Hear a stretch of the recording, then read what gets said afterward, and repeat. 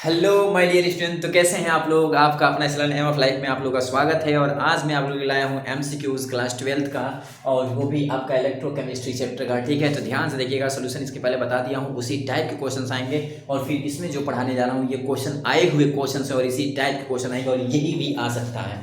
ठीक, तो ध्यान से पूरे लेक्चर में बने रहिएगा, एक एक क्वेश्चन में क्लियर करूंगा। ठीक, बोल रहा है पहला क्वेश्चन पे आते हैं। फर्स्ट क्वेश्चन, ठीक है। फर्स्ट क्वेश्चन इधर इधर बोला है good conductance of solution. Good conductance, conductance मतलब होता है मूवमेंट ऑफ आयन। सॉल्यूशन की बात करूँ तब सॉल्यूशन के अंदर जो कंडक्टेंस होता है वो मूवमेंट ऑफ आयन के कारण होता है। यानी जब तक आयन मूव नहीं करेंगे तब तक उसमें कंडक्टेंस नहीं होगा, और जो आयन होंगे वो जितना ही फास्ट मूव करेंगे उतना ही ज़्यादा कंडक्टेंस होगा।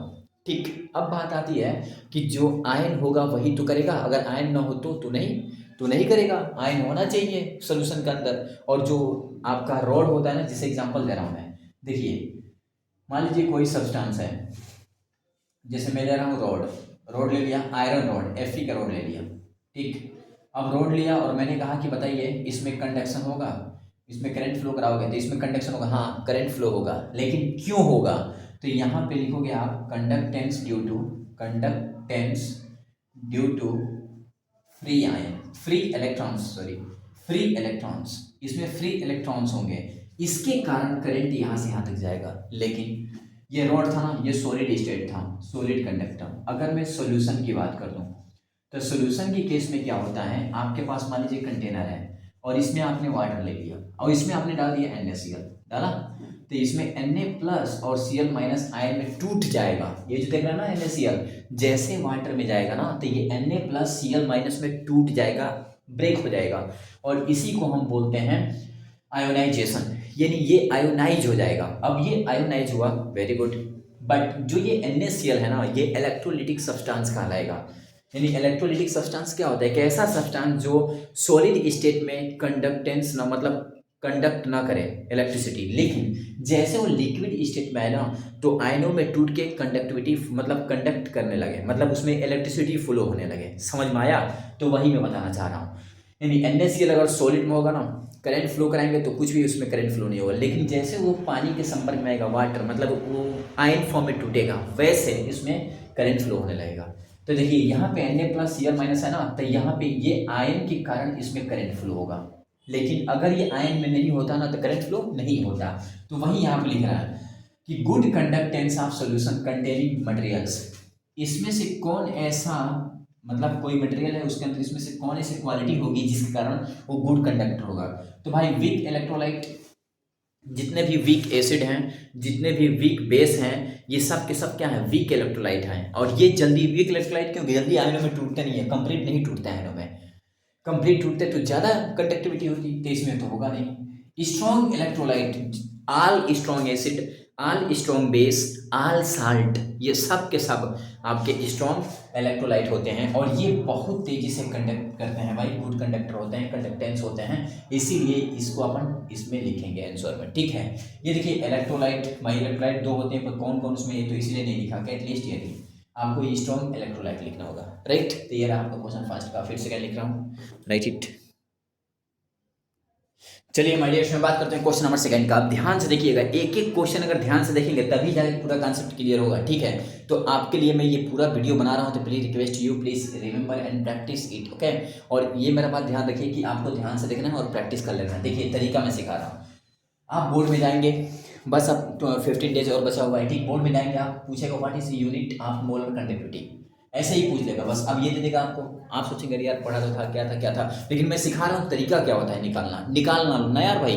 Formula, you have idea formula, then you easily find unit of this. Right, आप इसका यूनिट निकाल सकते हैं। कैसे बता रहा हूँ, इधर इधर इधर इधर इधर इधर, कैसे देखिए, मोलर कंडक्टिविटी पूछा है ना आपसे, क्या पूछा है, मोलर। तो formula, please request you all formula right in A4 sheet and please practice and remember it. Okay, उसके बाद देखिए कितना आसान हो जाएगा। फार्मूला क्या होता है, lambda m equal to kappa into 1000 by molarity.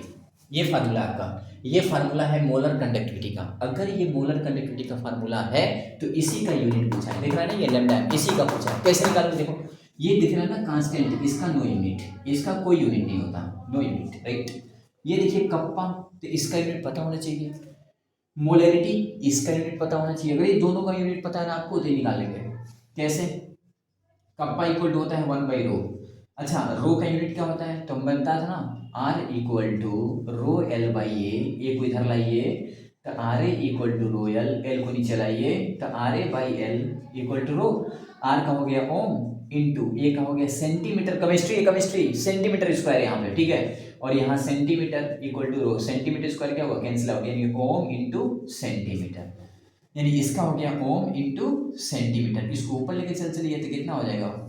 Om inverse centimetre inverse, और इसी को आप यहाँ लिख दीजिए, तो कप्पा कितना आ गया? ओम inverse centimetre inverse by molarity. यहाँ पे लिखा है मोलैरिटी, तो इसका निकालना पड़ेगा ना।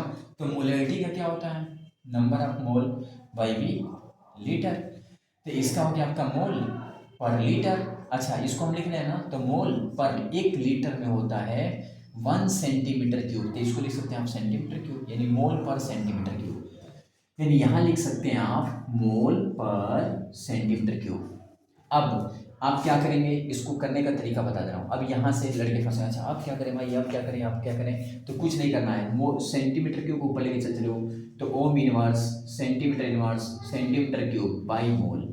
अच्छा, अब क्या करें? तो 3 सेंटीमीटर, देखो सेंटीमीटर क्यूब है, सेंटीमीटर 1, 3 में से भाई दोनों सेम है, तो ऊपर 3 में से 1 चला गया तो 2 ही बचेगा ना, यानी यहाँ पे बच जाएगा आपका, नीचे में लिख रहा हूँ, इसको मैं रख कर रहा हूँ, ठीक है, यहाँ पे लिख रहा हूँ मैं।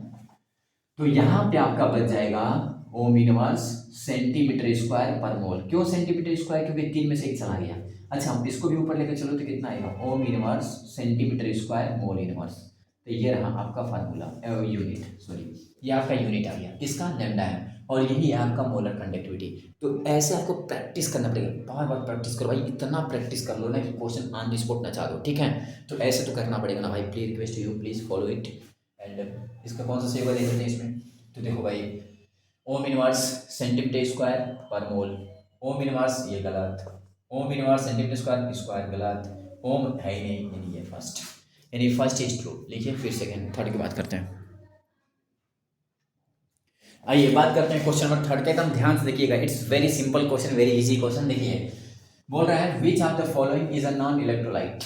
यार भाई नॉन इलेक्ट्रोलाइट बोला है, लेकिन उसके पहले आपको इलेक्ट्रोलाइट तो सीखना पड़ेगा ना।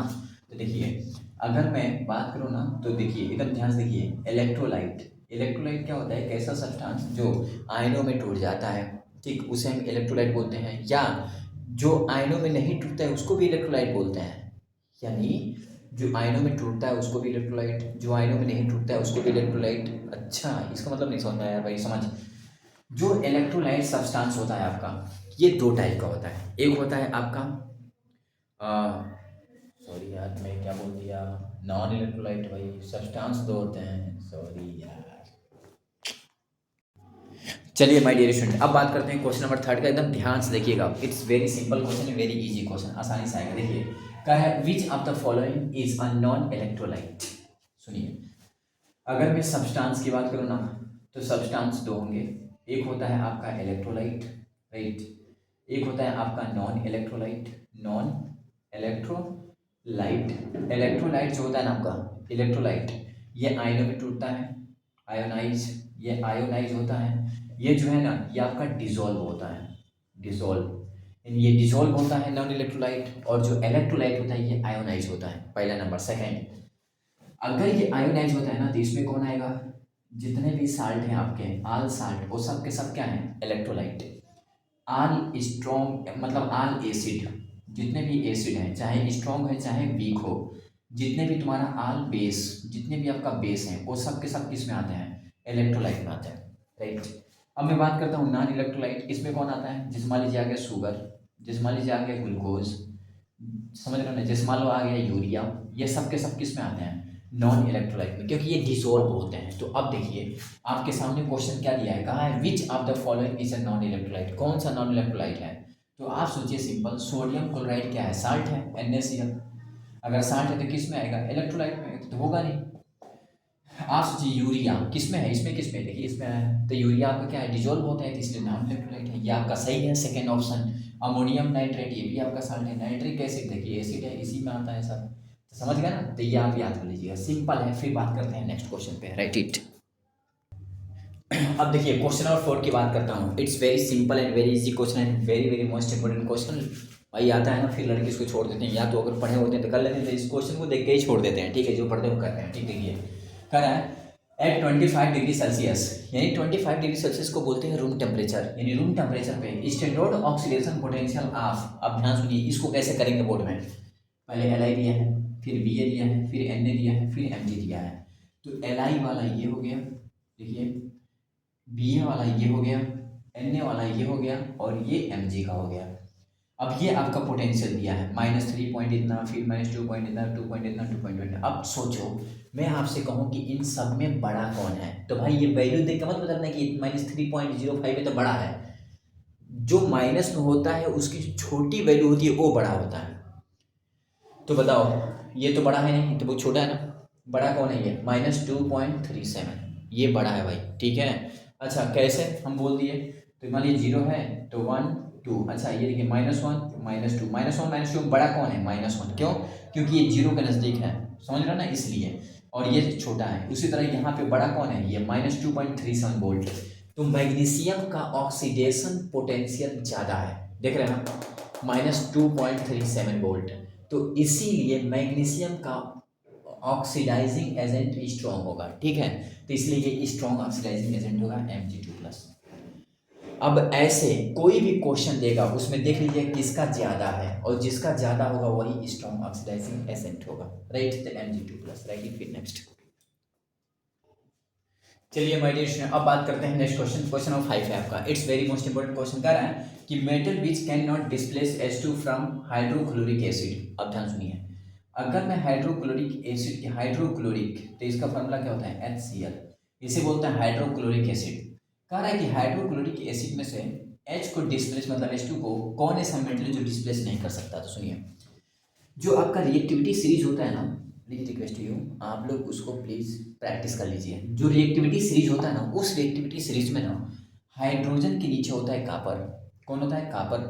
H हाइड्रोजन नीचे CuAgAuBt ये सब होते हैं। ठीक है, ये सब होते हैं, HgBc के नीचे होता है, तो ये होता है हाइड्रोजन के नीचे। तो ये जो नीचे है ना, ये हाइड्रोजन को डिस्प्लेस नहीं कर पाएंगे इसके सोल्यूशन से। तो अब देखिए इसमें क्या, जिंक ऊपर होता है इसके, तो इसलिए ये आंसर नहीं होगा, ये डिस्प्लेस कर देगा, यहाँ से H को हटा सकता है। Cu सही है, क्यों, क्योंकि ये इसके H को नहीं हटा सकता, और ये भी हटा सकता है, ये भी हटा सकता है, इसलिए ये तीनों नहीं होंगे, Cu होगा, क्योंकि हाइड्रोजन से लो रिएक्टिव होता है ये। ओके, इसीलिए। राइट, फिर नेक्स्ट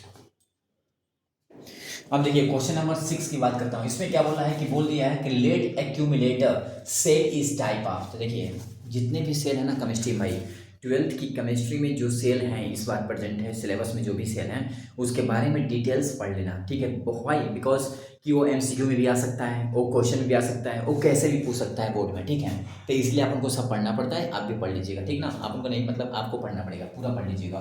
देखिए बोल रहा है लेड एक्यूमुलेटर सेल जो होता है वो इसमें से किस टाइप का सेल है। तो सेल दो ही होता है, एक प्राइमरी होता है और एक कौन सा होता है, सेकेंडरी। तो लेड एक्यूमुलेटर जो होता है वो सेकेंडरी टाइप का होता है। ठीक, तो जब तक आप पढ़ेंगे नहीं बता नहीं सकते हैं, तो आपका सेकेंडरी सेल है।